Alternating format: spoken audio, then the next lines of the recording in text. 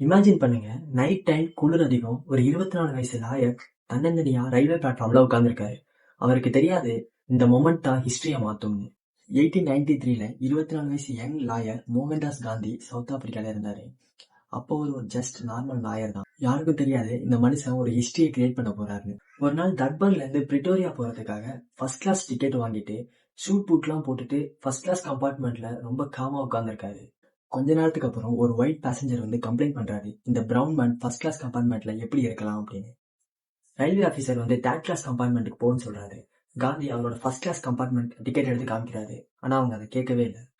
அடுத்த ஸ்டேஷன்லயே அவரோட லக்கேஜோட ட்ரெயின்ல இருந்து வெளியே தள்ளி விட்டுறாங்க.